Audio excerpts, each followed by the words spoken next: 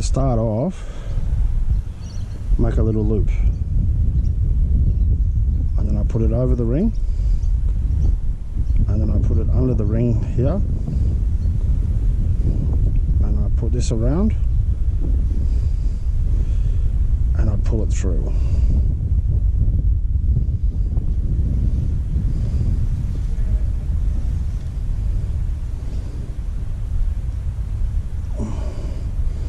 Once I've done that, pull that up to the side, the loop, change hands, go over the top of that little ring, loop, and around,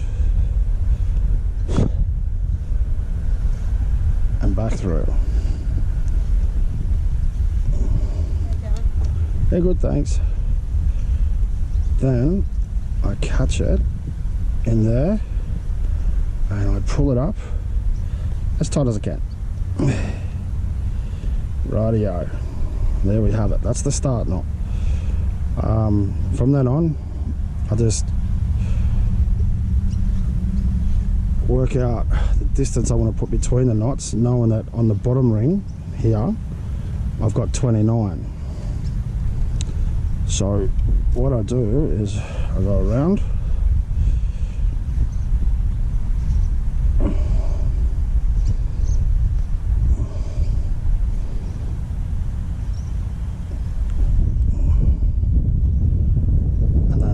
the first one comes across and goes over the rope and then back around, and the other one does the opposite, the exact opposite.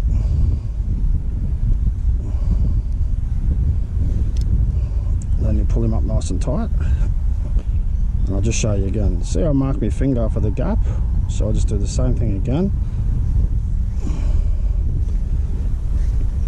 You know, I see people make, you know, lines and marks, and I don't know, this is the way I was taught by my teacher, and I guess I just follow that same old procedure. But see, so we go across, over the rope, over the ring, and then back through here, and then the opposite.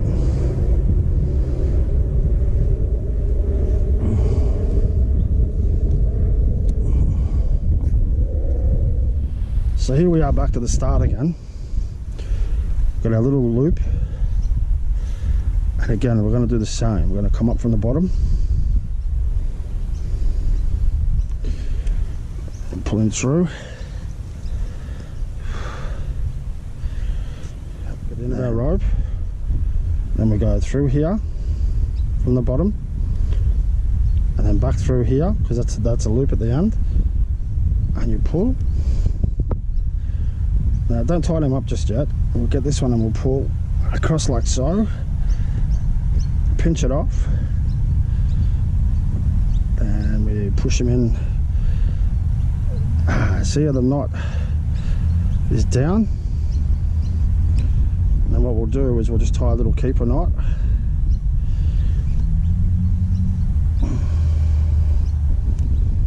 which will take care of that later.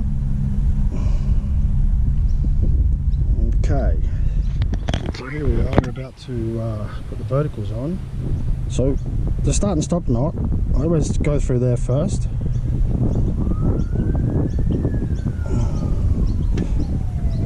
At the bottom,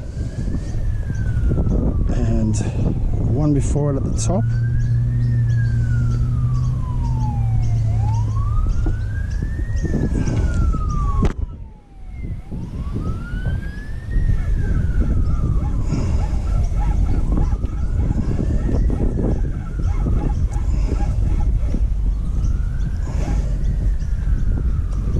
I always like to pull about half the rope through, so you go around this way with this one,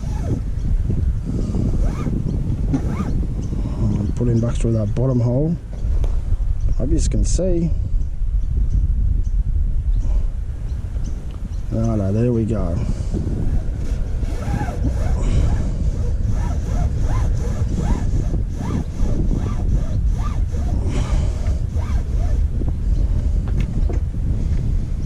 Righto. And we'll separate these two ropes, put the other rope around that side for a bit later on. Yeah, when I was told to do it like this is because you'll never make a mistake. Although, funnily enough, you'd be surprised how many times I've missed an eyelet or not done it right or something's gone wrong. But I guess that's just how things are. So then, yeah, just to the next eyelet. Obviously, I mean, I guess most people who are trying to skin a drum know this, but I just thought I'd show it just for showing it, I guess.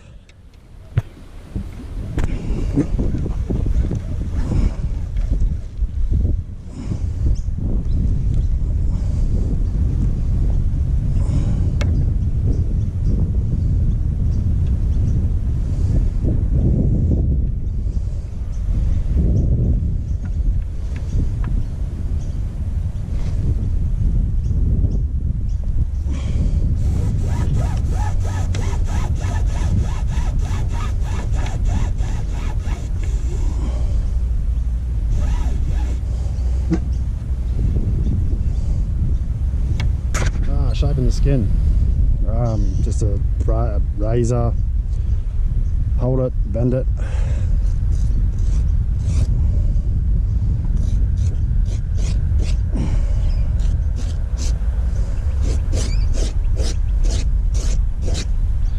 So here's where I'm wondering if a lot of people don't do this. Like, what I do is I get the skin, I find like a pole or something, and I stretch the skin as far as I can. But if you give your skin a good stretch, you'll take out all that extra rubber, elasticity, or whatever you want to call it. And then you'll have less to pull out later on when you're doing your pulls, like your dry pull or your wet pull. So now here, what I've done is I've put on the bottom ring, pulled all that out of the skin, put the bottom ring on, and I just fold over the leftover.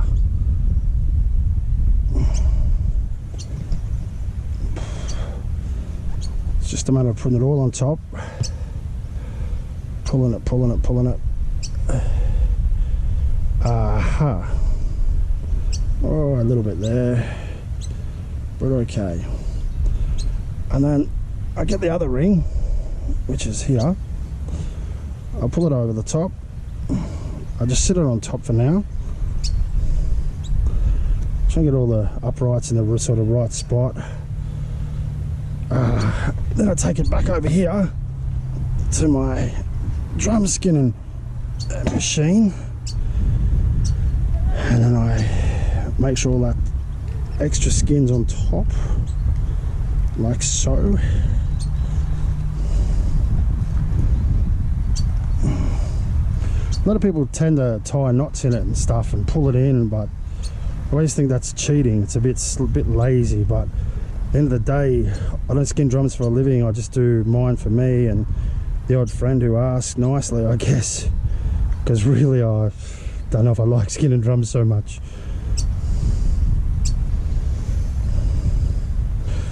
So as you can see, I leave about a third of the drum undone so I can get this top ring on, and then we can lace up the rest of it and begin the job of the verticals.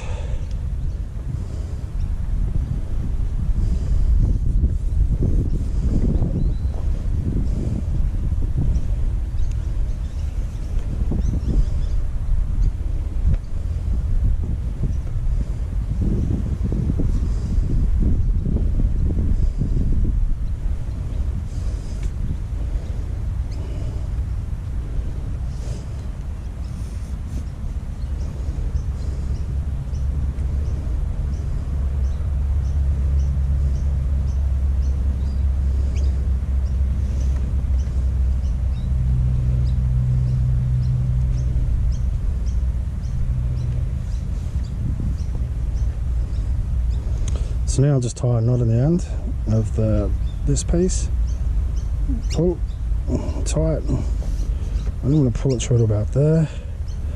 I come up through the knot, down, push back down through here,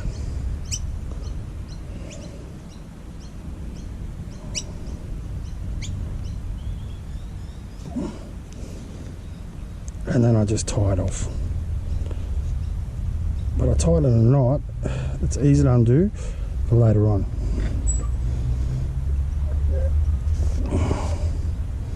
So still, I'm not trying to pull too much pressure. I'm just trying to pull it enough just to take some sort of shape, you know, like some sort of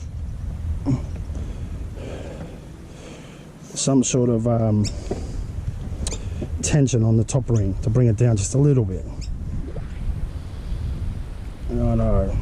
So now we have our drum roughly with a skin on it. So now to take out this slack, what I do is I pull.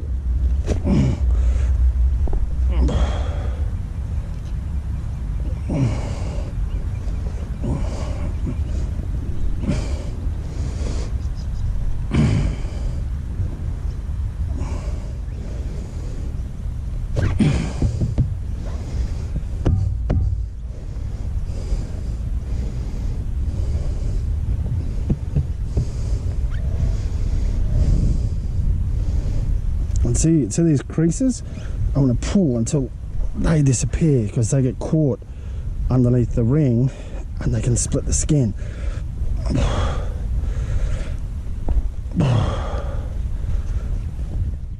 So here we are, our top ring is slightly higher than the wood of the drum. Try and get it as even as I can. And see, the skin's already reasonably tight because I've pulled all that elasticity out of it.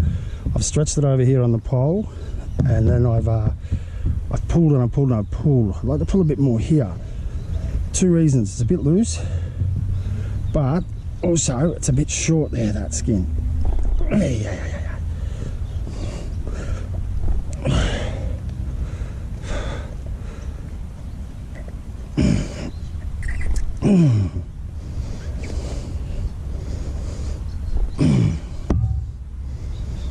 I think I'll get away with that.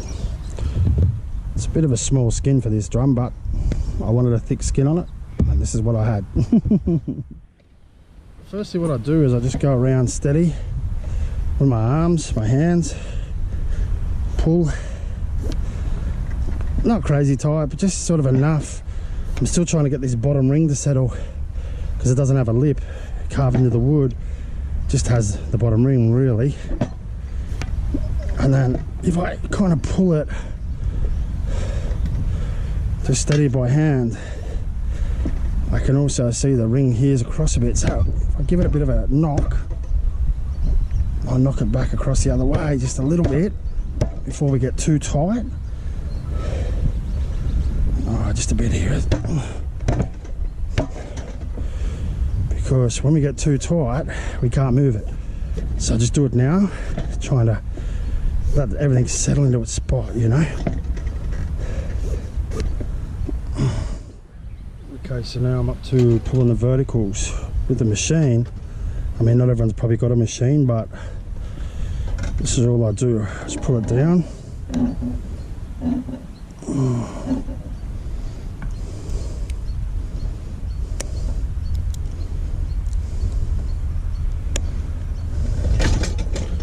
Then it's just a matter of heading around. Because this is a really thick skin, I'll probably pull it twice.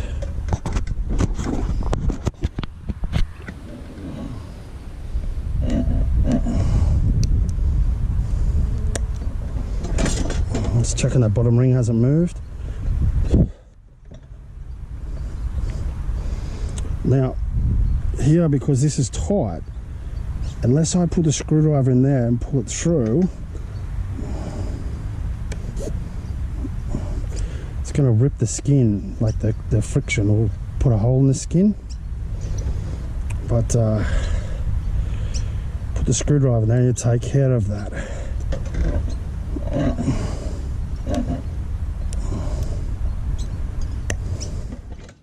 Now another point is, when I'm pulling this one, I'm not looking at this one, I'm looking at this one to come down even with this one. And as I pull this one will come down, and this one a little bit as well. Just a slow, gradual, bring the ring down all the way around. So to figure out if the skin's dry, I'll just go around and give it a few flicks. It sounds like it's snapping straight back. So it's kind of good to go. I'm going to pull that all through. I'll pull this one up. Get that knot to the top. And then we tie this keeper knot here again, just like so. Then we take the machine, take the cleat, put him up yonder. Just wrap that around there for an extra grip. And then just pull.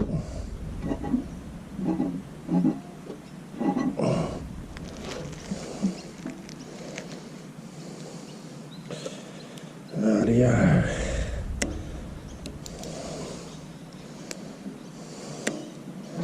Remember on the first lap I said to you that this ring, this one pulls down this one. So this one will pull down this one. But see, this one's a little bit higher. When I pull this one, this will come down as well. And back to the original. A little bit tricky, this one. Don't know if you can see that, but you gotta.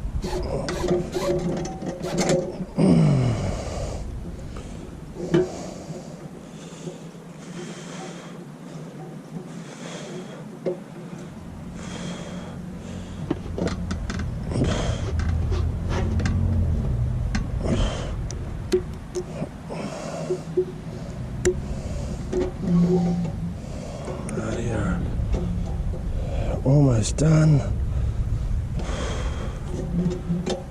And the worst thing about the stand is the rope. I always get it tangled around the bottom. But anyway, just to make my job hard. So put him through there, pull him there, back it down there.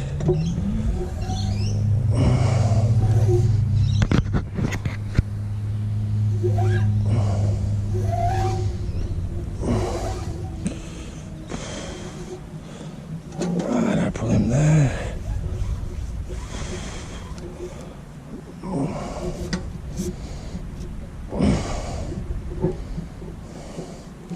Just to tighten that bottom knot up nice and tight. Okay, job done. Sound test. But this is a really thick Aussie goat skin. Oh, the bottom ring, not too bad. All the way around there, eh? But anyway, we'll go from here.